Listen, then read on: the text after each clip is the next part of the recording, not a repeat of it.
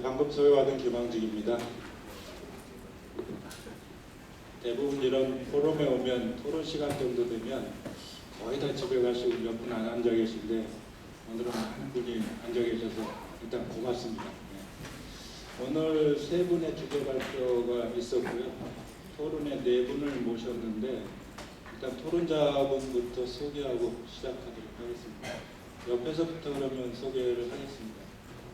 금성건축의 김영미 대표님이십니다. 네. 그 옆에는 국토교통부 건축문화경관과의 최태용 과장님이십니다. 그리고 LH 토지주택공사의 연구위원이신 박준영 교수님이십니다. 고진 TNC의 강성복 대표이사님이십니다. 오늘 토론자분들 보니까 각 분야가 구성이 된 것 같으네요. 시공, 설계, 그 다음에 정책, 행정, 이쪽 연구, 이쪽으로 골고루 분포가 되어 있어서 상당히 재밌는 토론이 될 것 같습니다. 오늘은 가장 중요한 것이 한옥 건축업일지 시공업일지 모르겠으나 그걸 등록하는 문제가 가장 핵심인 것 같고, 한옥의 발전과 각각의 그 전문가들의 어떤 권익이랄지 한옥의 품질 보존 위해서는 꼭 필요하다고 생각이 되고, 또 오늘 토론이 굉장히 중요한 계기가 될 거라고 확신하고 있습니다. 오늘은 지정 토론은 아니기 때문에 그 세 분의 발표에 대해서 네 분이 자유롭게 어느 한 분이 아니어도 좋고 세 분한테 다 하셔도 좋은데, 다만 이제 시간이 저희가 5시 20분까지 끝내야 될 것 같습니다. 그래서 많은 시간은 드릴 수가 없고 한 분당 한 10분 정도씩 질의 또는 그 다른 의견, 토론 내용들을 말씀을 해주시면 좋겠습니다. 그렇게 하시면 그 다음에 답변을 듣고 마지막에 이제 청중석에서 질문을 받고 이렇게 종료하도록 하겠습니다. 아마 이 한옥 전문업이 등록이 되려면 굉장히 많은 그 고려사항들이 필요한데, 그거를 이제 조목조목 대부분 다 항목에서는 발표를 해주셨기 때문에 그렇게 큰 항목별로 말씀을 해주셔도 좋고, 또 이럴 수도 있을 것 같아요. 한옥 전문업을 과연 등록해야 되냐 원천적인 말씀을 해주실 분도 있을 것 같습니다. 이게 꼭 필요하나 이렇게 말씀해 주실 분도 있을 것 같아서, 아무튼 아주 자유롭게 그런 주제로 말씀을 좀 해주셨으면 좋겠습니다. 그러면 그 토의의 순서는 그냥 소개한 순서대로 진행하도록 하겠습니다. 김영미 대표님께서 먼저 말씀해 주시죠.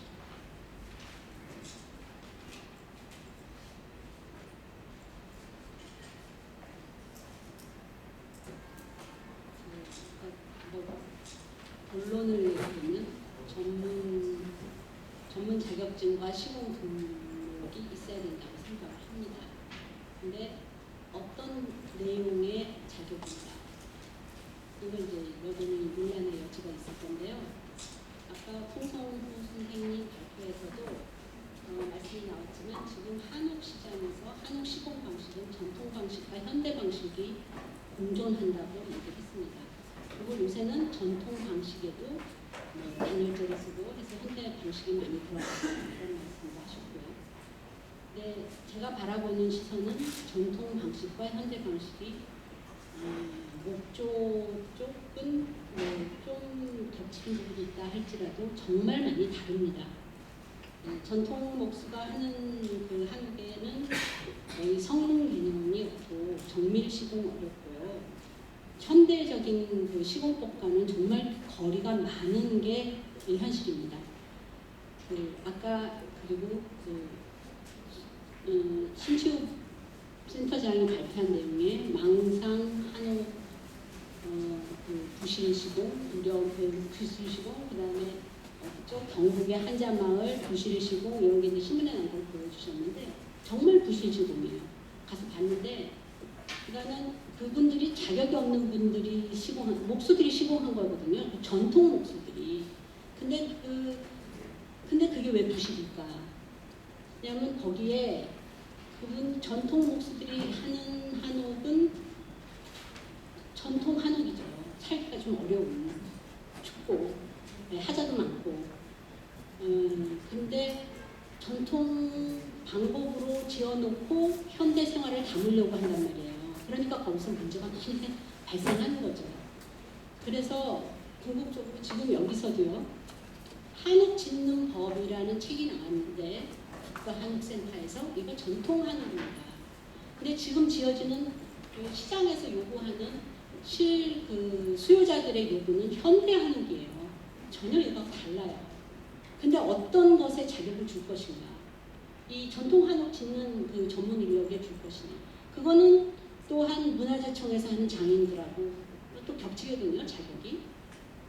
근데 우리가 참 많이 고민을 해봐야 되는데, 그래서 저는 이런 한옥 시공 기능자의 범위, 그 범위에 한신목공, 대목, 소목, 마공 뭐 이런 거 얘기를 하셨는데 이미 현대적인 공법이 이미 한옥에 굉장히 많이 들어와 있습니다. 설비, 전기, 뭐 콘크리트도 많이 이제 됐고 철물 접합에 대한 거 굉장히 많은 요소가 들어와 있어요. 그래서 한옥 시공 기능자의 범위를 어느 만큼 할 것이냐. 그러니까 한옥에만 고유한 작업의 범위라는 게 있을 거고 거기에 한정하겠다고 한다면 또 산림청의 목조 구조 시공 그 자격하고 또 겹칩니다.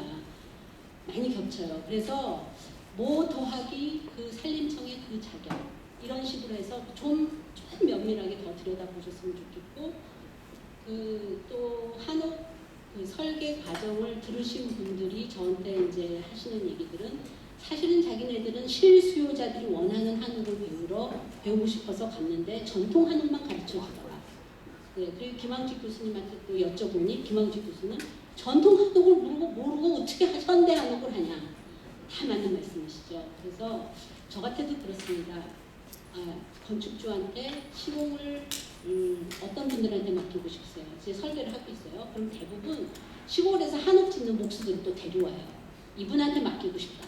그럼 제가 이제 그게 안 되는 이유로 이제 여러 가지 설명해서 저는 전문 목공, 그러니까 목조 전문 업체 플러스 전통 목수를 결합시키는 걸 권합니다. 왜냐하면 현대 목조를 하시는 분들은 한옥을 모르고 한옥 하시는 분들은 현대를 모르기 때문에 현대 공법을 모르기 때문에 반드시 이게 협업이 돼야지 좋은 게 나온다는 거죠. 그러니까 지금 우리에게 한옥 전문 인력이 아까 신출 박사 얘기한 대로 매일 하루하루 새로운 기술들이 나오고 있고 새로운 공법이 시도되고 있어요. 그럴 때 이 한옥 기능자의 자격의 그 범위를 어떻게 잡아야 될까? 이거에 대해서 아주 면밀한 토의가 필요하다고 생각합니다.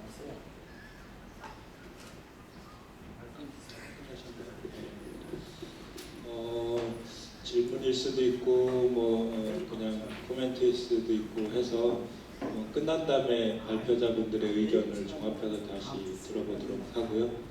토론을 그냥 이어서 진행하겠습니다. 최 과장님.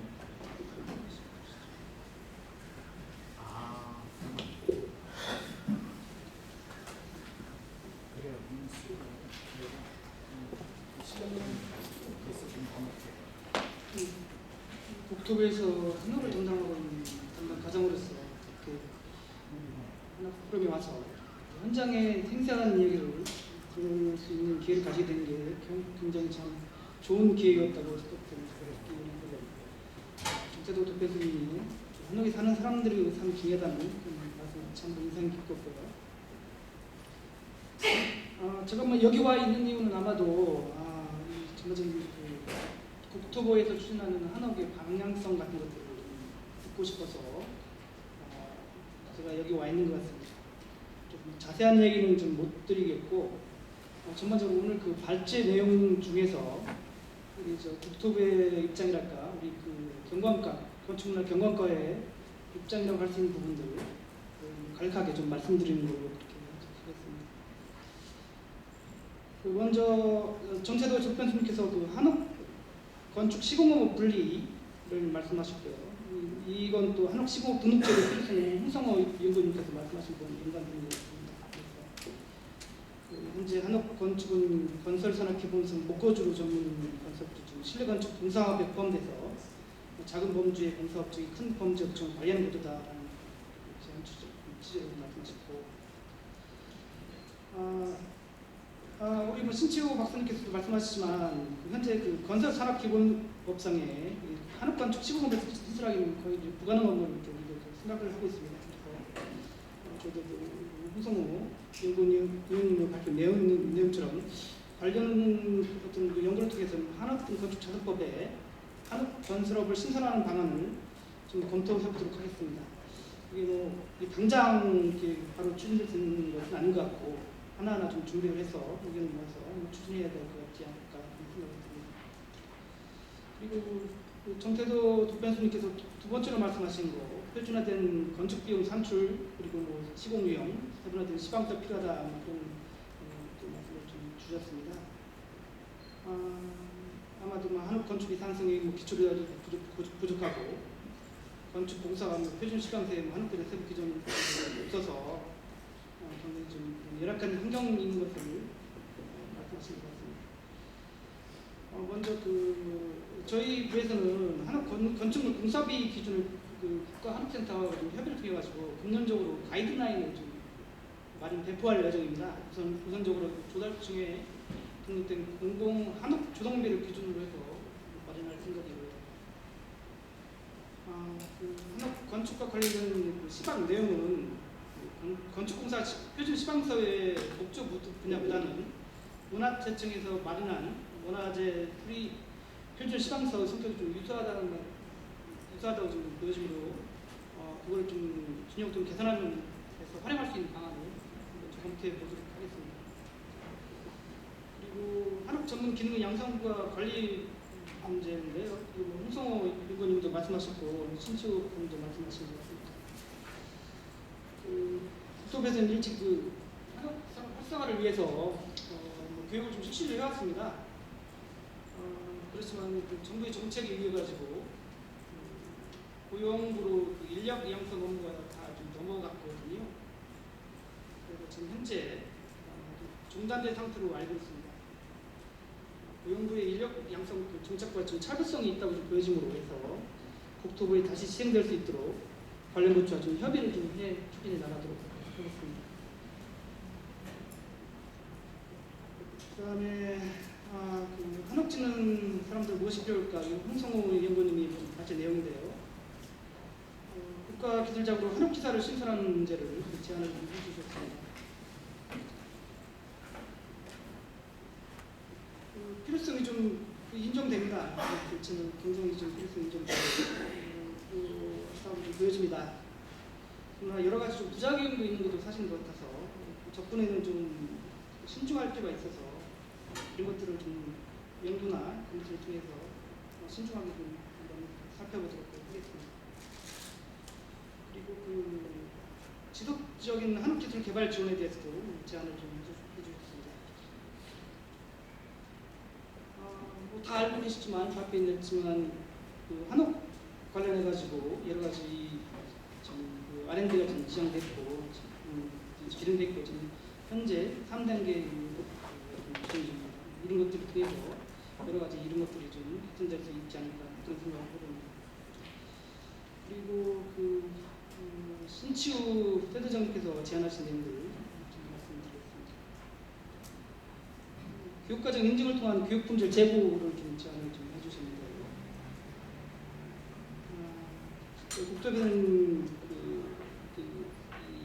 기존의 한옥 전문 인력 양성 사업 교육 과정을 통해 가지고 전문가 자문을 통해 가지고 이런 교육 과정을 좀 마련해서 하다가 좀 중단됐습니다만 이러한 교육 프로그램을 좀 바탕으로 좀 해서 최소한 필수적인 교육 과정 인증 기준을 마련하고 수료자에게 공인된 수료증을 발급할 수 있는 방안을 좀 검토해 보도록 하겠습니다. 자격제도 정비를 위한 처우 개선 말씀도 해주셨고요.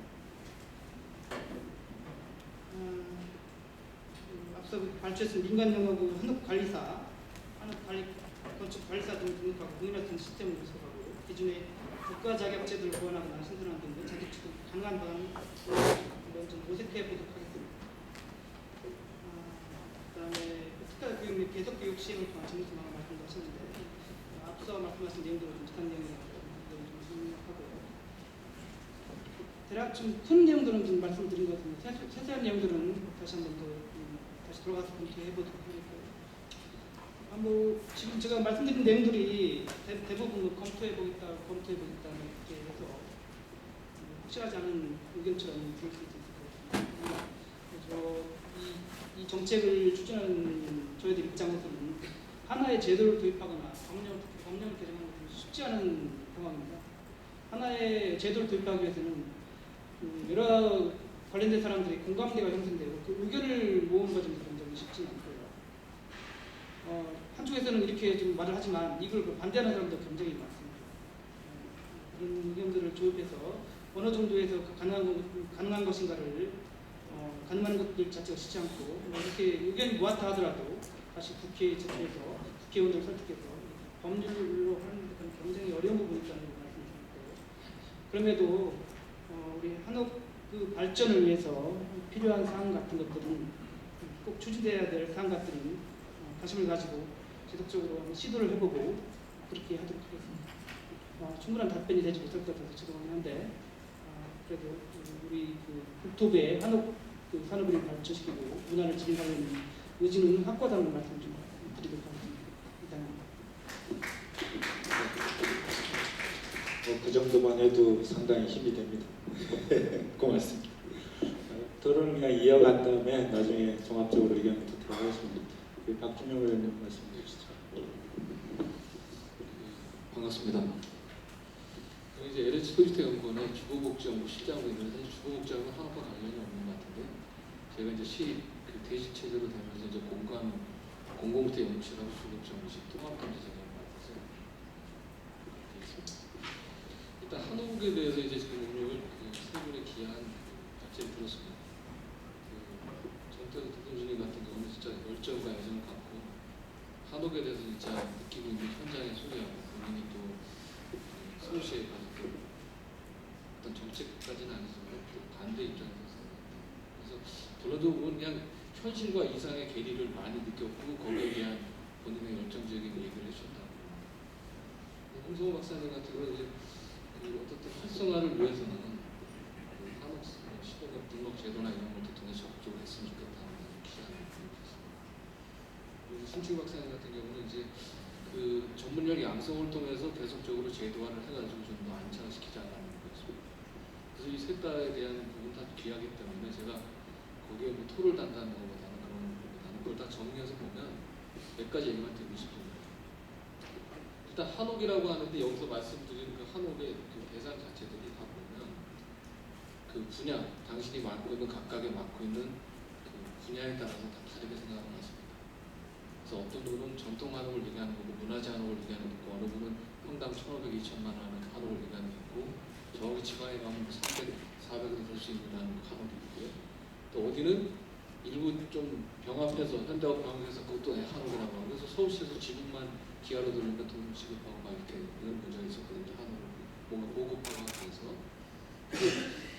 저희 이제 앞으로 시급해야 될 게 또 하나는 한옥에 대한 산업화나 여러 가지 활성화를 위해서는 사실은 여기 국토교통부에서 나와있지만 더 잘하실 겁니다. 국토교통부 혼자서 될 수 있는 사항이 아닙니다.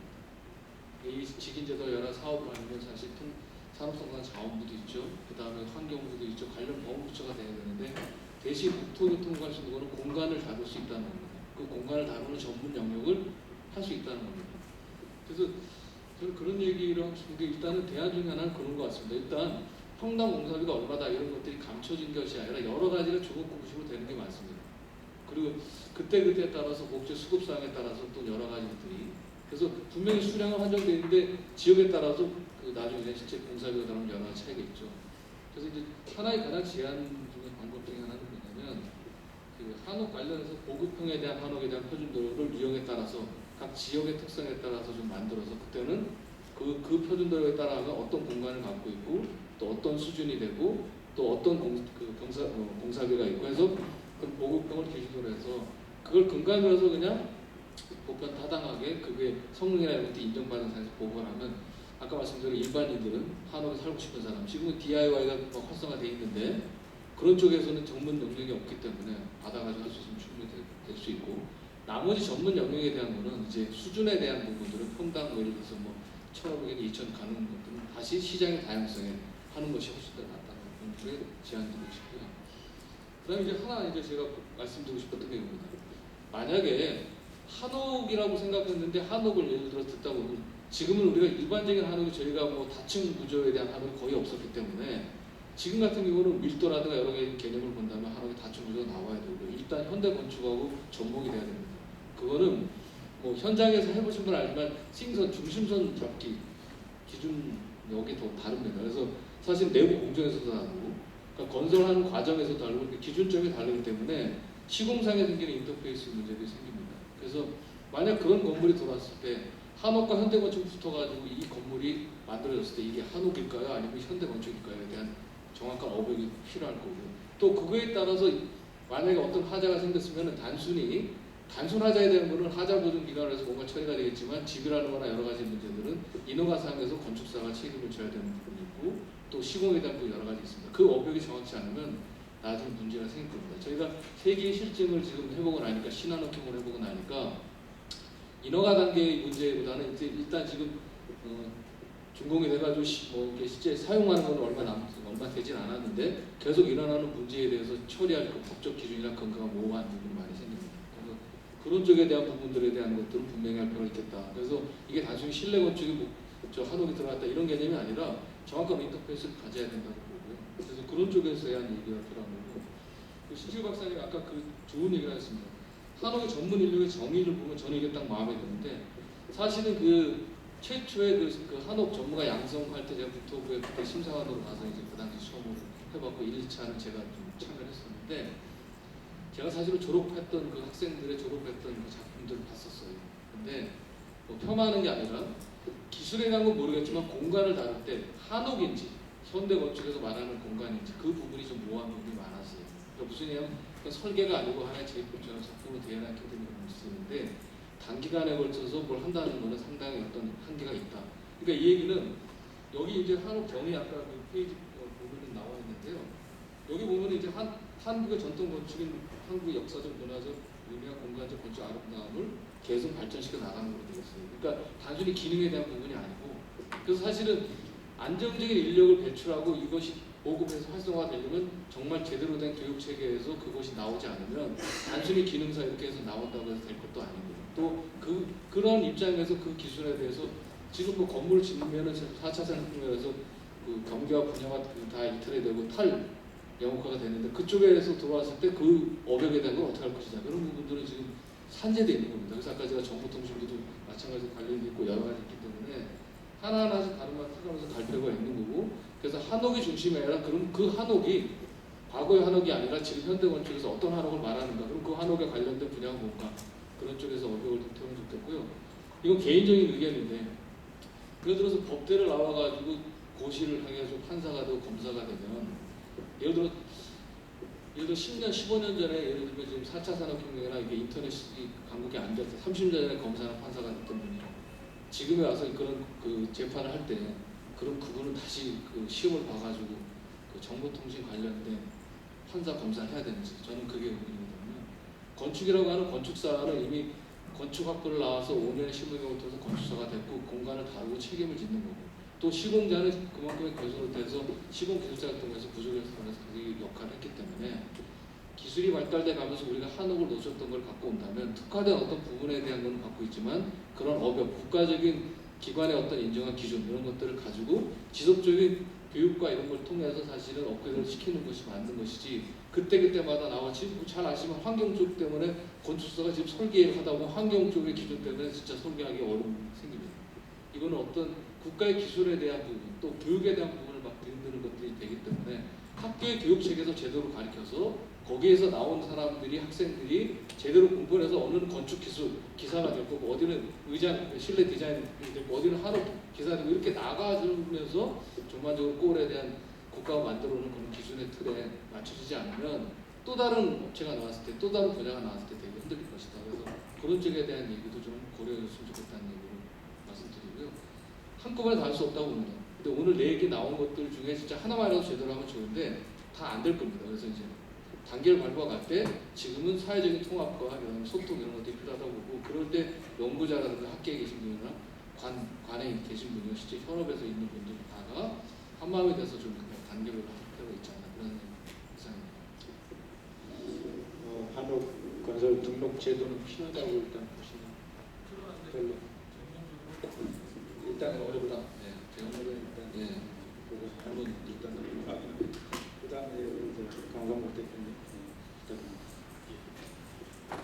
저는 현장에서 시공하는 사람으로서 말씀드립니다. 이런 자리가 있다는 것도 굉장히 비약적으로 발전하는 거죠. 한국에 대해서는 토론할 수 있고 얘기할 수 있는 자리가. 금방 몇 년 전까지만 해도 한국은 얘기할 수 있는 자리였습니다. 그래서 제가 이제 한옥 전문업 등록이 필요하다는 것은 현장에서 느꼈을 때 꼭 필요한 분야입니다. 왜 그러냐면 이 한옥은 제가 건축업도 하고 문화재 수리업도 하고 있습니다.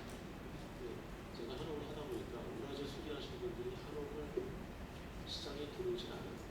왜 그러냐면 한옥이 의외로 굉장히 어려운 과정입니다.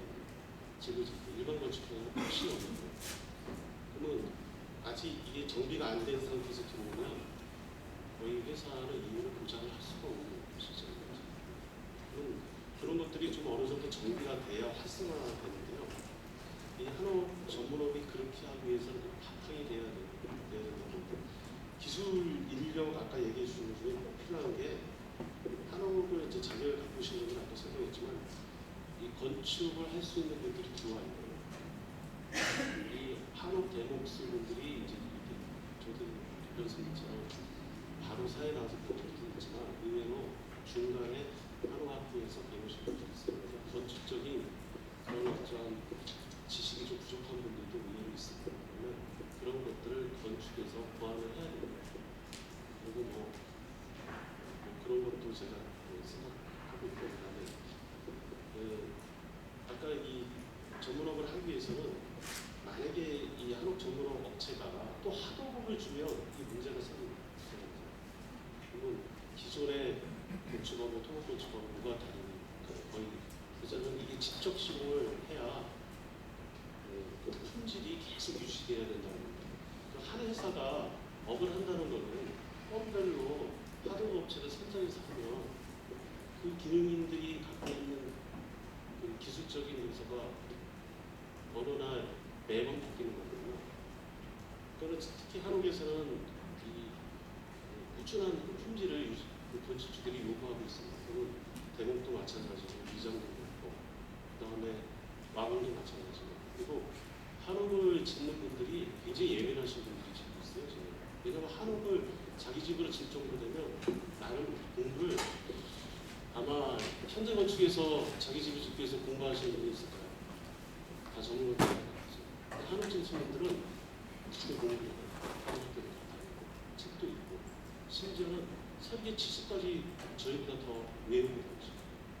그런 분들을 상대하기 위해서는 더 전문화돼야 되는데, 이제 제가 현장에서 느끼는 부분은 거의 그 부분을 이제 대목분들이 이제 해결해 주시거든요. 그런데 제가 저희 그럴 때 아까 이제 정태도 교수님이 2D도 그리시고 3D도 그려갖고 하는 걸 이렇게 표현해서 그렇게 가면 대부분 그걸 이해를 하죠. 그런데 지금 설계 사무실하고 실업체의 업무 범위가 제가 봐서는 이게 한옥에서는 좀 일반 건축하고 틀려서 좀 어떻게 보면 좀 섞어야 된다고 보고 있습니다. 왜냐하면 설계는 비용을 받아갖고 도면을 그리는데 그 도면을 다시 시공업체나 도편사가 다시 그리고 있어요. 시공을 하기 위해서. 그럼 그 비용은 누가 줍니까? 안 주거든요. 근데 그게 당연하다고 생각하는데 왜 이런 문제가 발생하냐면 설계하신 분들은 그걸 인허가나 심의를 위한 도면을 그리고 있어요. 시공을 위한 도면을 약간 이제 그림이라고 그냥 하셨는데, 그러면 실제 설계분들이 이거를 해결해줘야 되거든요. 그 정확한 침목도가 나와야 됩니다. 그래야 시공업체가 그걸 바탕으로 해서 가져를 해야 되는데 그거를 뭐 다시 시공업체가 다시 3D랑 2D로 그려가지고 맞추니까 거기에 대해서 그렇게 되면 어떻게 되냐면 일단 공기가 엄청 늘어납니다. 아까 준비하는 과정에 목재를 건조하는 이 과정은 그거는 못 빼더라도요. 실제 시공에 제가 일반 건축하고 비교했을 때 배 이상 늘어나는 이유 중에 하나가 목 구조를 만드는 게 그렇게 시간이 많이 걸립니다. 먼저 침묵하는데 한 달 정도 걸리고 지붕을 얹기 위해서 구조재를 얹는데 한 달 정도 걸립니다. 그리고 마지막에 수정을 하고 또 들어옵니다. 그럼 거의 또 한 달이 걸려요. 보통 2달 반에서 한 달, 석 달의 시간이 거기서 잡아먹고 있는데 나머지 이제 마감이나 이런 거 하면 그럼 거기서 생기는 비용 문제가 굉장히 큽니다. 현장에서. 그런 부분도 좀 해결하기 위해서는 저는 가장 중요한 게 그 설계하고 시공 부분에서 서로 협업을 해갖고 설계팀에서 침묵도가 나온다 그러면 시공은 그렇게 빨라지겠죠.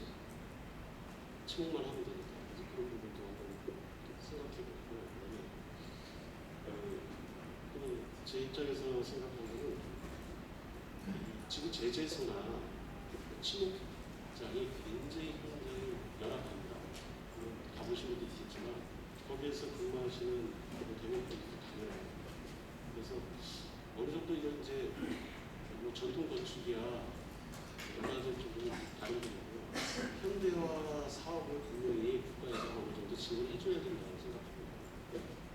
지금처럼 가면 제가 아까 얘기한 그런 부분이 해결이 안 된다면 우리가 목표 가는 생활하는이라는 게 보급이 거의 힘들 때가 저는 있거든요. 왜냐하면 갑자기 수요층에서 이거를 저희 이게 폭발적으로 수요가 늘어나는데 그걸 커버할 수 있는 그런 시설이 없는데 어떻게 이거를 인력으로 그 모든 거를 다 양성을 해갖고 시장을 커버한다는 거는 좀 불가능하더라고요.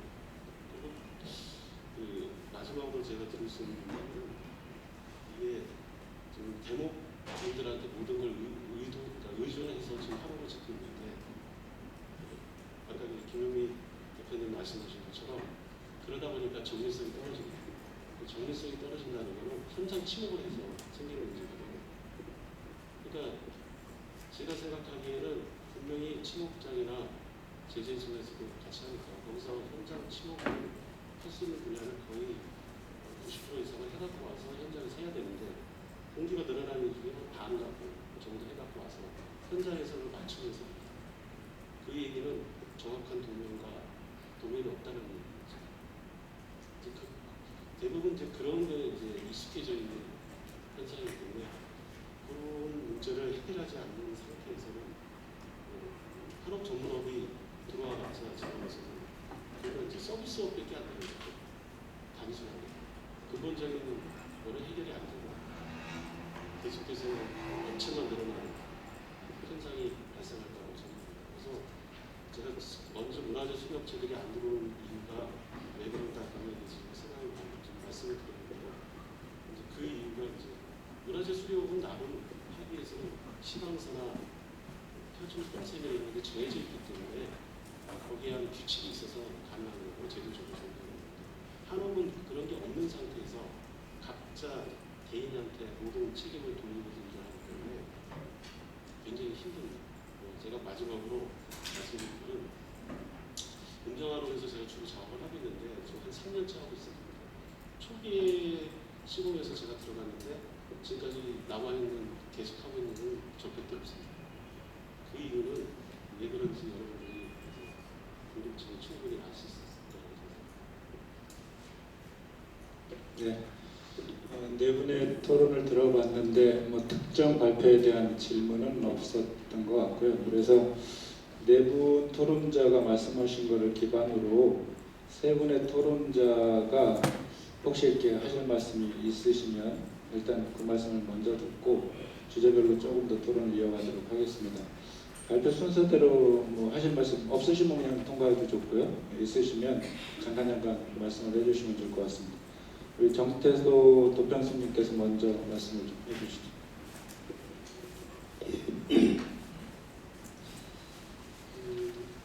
지금 이제 한옥 시공법을 이제 별도로 하는 문제가 좀 여쭤볼 것 같은데요.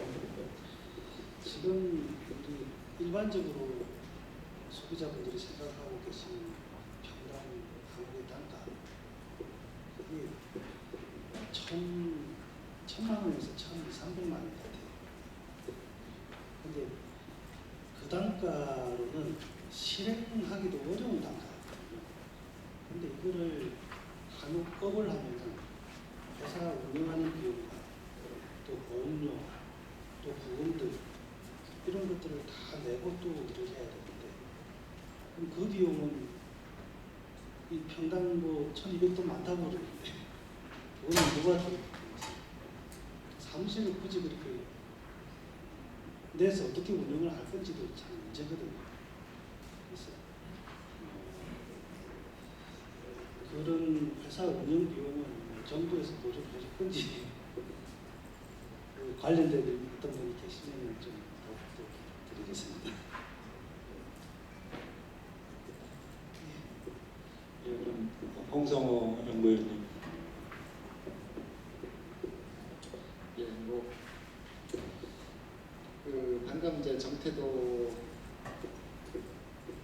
께서 말씀해 주신 것 같이 어떤 그런 여러 가지 비용 수반 그런 부분이 충분히 있다고 생각이 들고요. 혹시나 문제를 도입하게 되면 아마 이제 여러 가지 어떤 부담에 대한 어떤 그런 부담이 분명히 존재할 거라고 생각이 듭니다.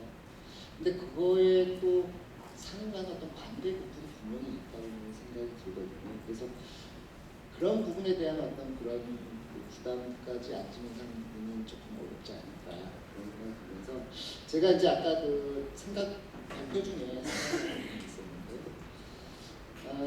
비싼 어떤 건축비고 또 실제 일하시는 분들은 또 굉장히 좀 빚지는 어떤 그런 상황 이런 부분에 대한 어떤 그런 상황 자체가 과연 현재 그런 상황이 계속 지속된다면 지금과 같은 상황이 지속되면 과연 그런 문제가 해결될 수 있을까?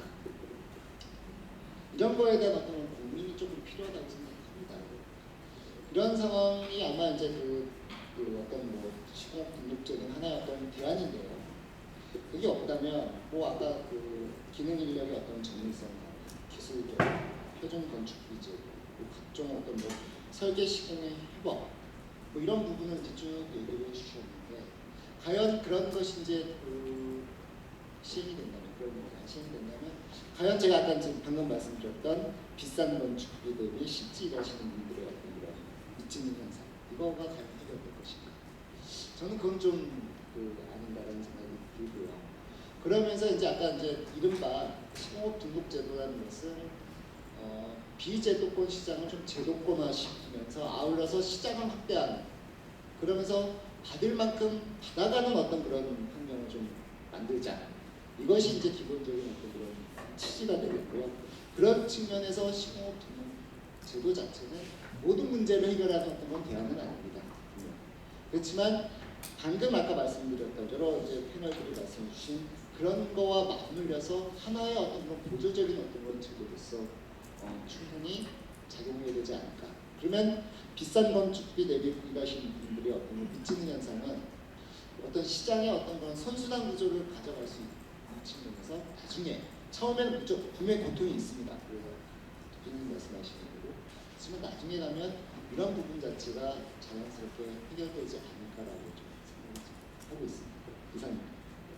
네, 그럼 마지막으로 신치우 센터장님. 홍 박사님 말씀해 준 것처럼 제도를 만든다는 게 갑자기 탁 만들거나 이걸 준비를 긴 기간 준비를 해서 만들더라도 시장에는 충격이 올 수가 있고 그거로 인해서 기존의 자격증 갖고 계신 분들이 이 또 새로운 자격제도로 들어오는데 진입장벽이 생길 수도 있는 부분들이 있기 때문에 이거는 혀를 통하고 점진적으로 마련돼야 될 것 같습니다. 근데 이제 목표가 되는 게 물론 시장 활성화도 있고 그다음에 관련 산업 종사자들의 어떤 먹고 사는 문제들이 좀 해결돼야 되는 것도 있고 하겠지만 궁극적으로는 양질의 한옥을 공급하자는 게 궁극적인 목적이 되는 것 같아요. 그러니까 이렇게 조사를 해보면은 한당 2천만 원 주고 한옥 짓는 분들도 있단 말입니다.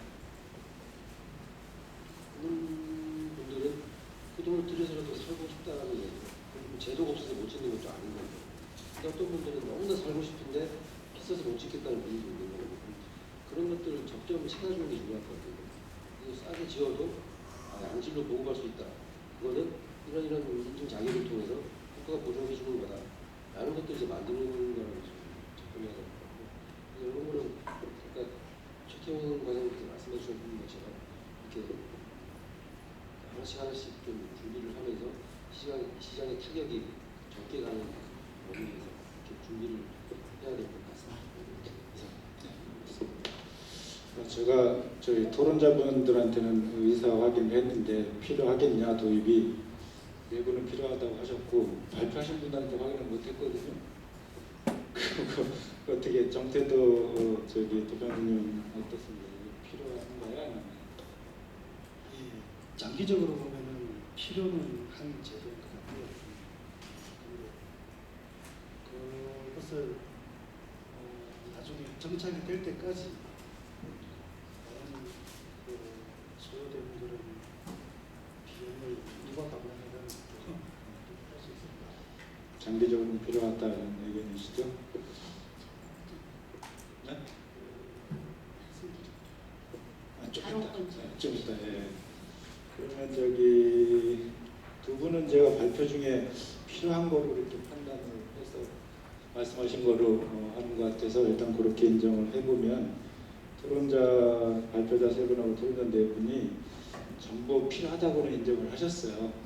그래서 오늘은 조금 더 이 필요하면 그 다음에 어떻게 해야 될지를 좀 의견 수렴을 좀이라도 좁혀가는 게 이 포럼에 중요한 의미가 있다고 생각을 해서 좀 좁히려고 합니다. 내용을 좀 좁혀서 어떻게 정리할까를 이 토론회에서 좀이라도 좀 진행을 했으면 합니다. 그래서 그걸 좀 이어갈 건데 그거 외에 추가로 그 얘기인가요? 예. 그래서 제가 생각해 보니까 이것을 등록을 하려면 사실 무엇을 누가 어떻게 하느냐가 중요한 거거든요. 그러니까 무엇을이라고 한다면 업무 범위 내지는 직무 내용이라고 할 수 있는데 아까도 그 발표자분들도 나왔습니다만은 좀 다 달라요. 약간씩 차이가 있습니다. 문화재활용이나 전통활용이나 신한옥이나 뭐 현대활용이나 쭉 레이어가 여러 가지가 있는데 한 스타일까지 나올 수 있고 그런 정도의 그 한옥의 범위에서 어디까지를 한옥업에서 다룰 거냐 하는 그 업무 범위에 대한 것들이 어느 정도 가시화되는 게 굉장히 중요할 것 같고요. 그 다음에 이런 것들을 다루는 사람들이죠. 사람들인데 등록 기준에 포함되어 있습니다만 등록 기준에 뭐 인력이라든지 자본시설이 다 있겠습니다만은 먼저 우리가 정의돼야 될 것은 인력 기준인 것 같아요. 자격 요건이랄지 인력 기준이라서 그 인력 기준에는 또 기술자 기능자가 있을 수 있고 아니면 통합할 수도 있고 또 그래서 지금 이게 등록 제도를 해야 되겠다고 필요성은 있으나 이걸 한옥 시공업이라고 정해야 될지 한옥 전문업이라고 해야 될지 이것도 아직 이렇게 정리가 안 된 것 같아요. 시공업이라면 시공과 관련된 것만 전문업을 하겠다는 뜻이고 전문업이라고 한다면 설계까지를 포함한 개념인 것 같은데 과연 그러니까 이 업무 인력 기준에 기술자 기능자 그다음에 시공과 설계 이런 것들이 다 포함될 거냐 하는 문제, 시공만 할 거냐 하는 문제 이런 것들이 조금 더 논의를 통해서 조금 더 이렇게 좀 좁혀져 나가야 그런 세팅에 대해서 이렇게 안을 만들어 가지고 뭐 도전을 해보든지 할 것 같습니다. 그래서 그런 이야기 중심으로 조금 더 구체적으로 말씀을 해주시는 게 좋을 것 같아요. 그래서 먼저 이제 크게 카테고리를 보면 업무 범위를 다뤄야 될 한옥의 업무 범위를 어디까지 현대한 문화재는 뭐 이런 거 여러 가지 있는데 어디까지를 한옥업에 넣을 거냐, 업역에 넣을 거냐 하는 거. 근데 저희들이 중요한 건 굉장히 갈등을 일으키는데 이건 것 같습니다. 한옥업이라는 게 독립이 된다면 문화재 쪽하고는 달라야 될 거예요.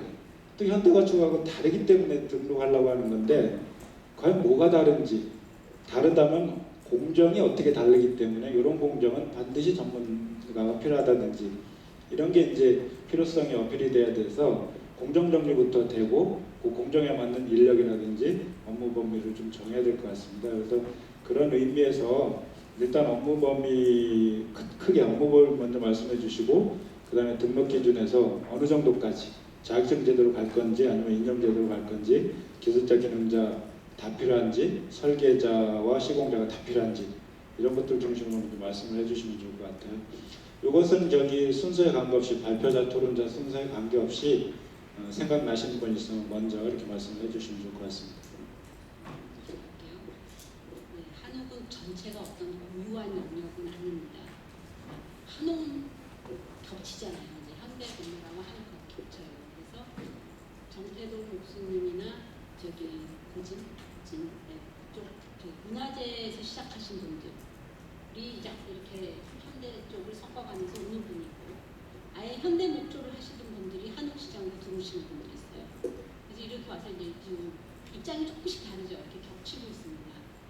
근데 거기에서 그래서 저기 제 생각은 이게 한옥만의 고유한 영역이 아니니까 전체 그 공정을 보면 일단 한옥만의 고유한 영역이 목구조가 잘 세요. 근데 그 목구조도 전통 목수가 바라보는 거하고 현대 목조를 하는 그 산업화된 목조, 그 산업화된 목조 전문 업체들이 바라보는 그 목구조가 조금 더 다릅니다.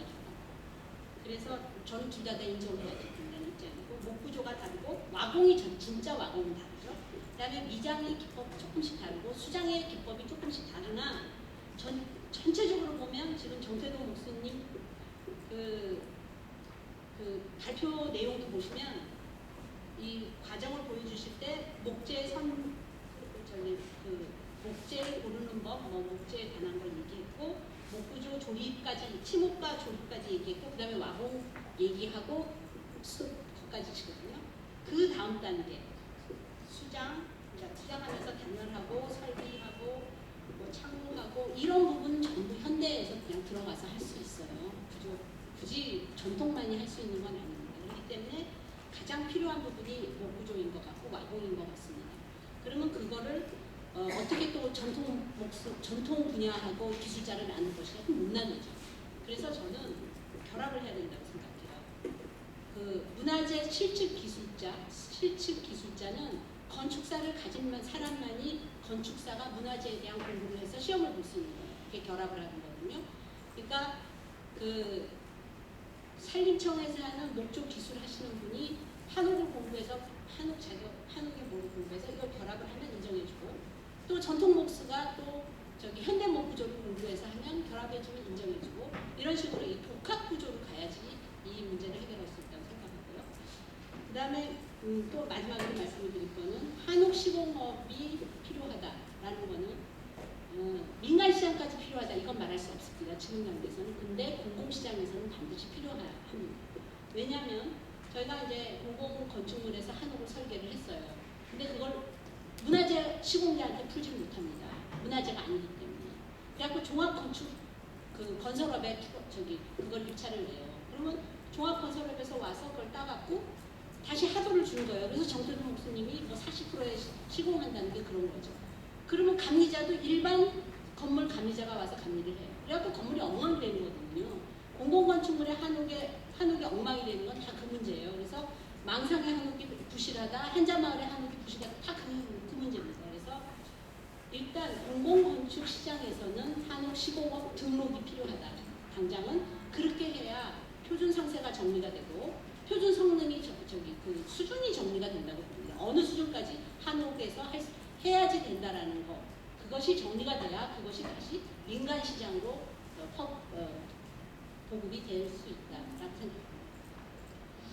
한옥 설계업은 혹시 필요 없나요? 독립한 한옥 설계업 잘 모르겠습니다만 필요한 설계하시니까 저는 난 내가 다 할 수 있다. 아니에요. 필요 없다. 그건 아니에요.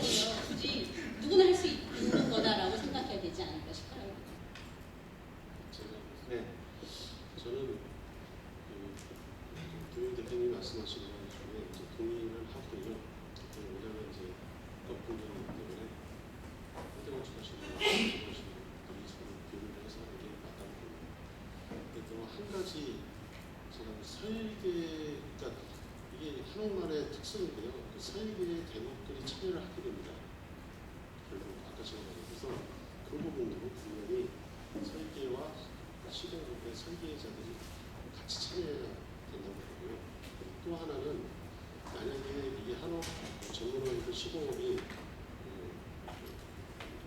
활성화된다 그러면 활성화되기 전에는 지금 지방정부가 건축주들한테 지급을 하고 있거든요. 각각의 전부 보조금을. 그런데 그거는 한시적으로 해야 된다고 저는 봅니다. 그건 어떻게 보면 한옥 짓기에 대해서 그냥 가장 효과적인 방법이죠. 그런데 더 확대하면 중앙정부에서는 지금 이제 85해배는 인력을 VAT로 연재적으로 주고 있거든요. 그런 제도도 한옥에서 한옥 등록업체한테는 적극적으로 적용해야 된다는 거고요. 더 나아가서는 VAT 면제 업체로 하는 것이 더 좋지 않겠습니까?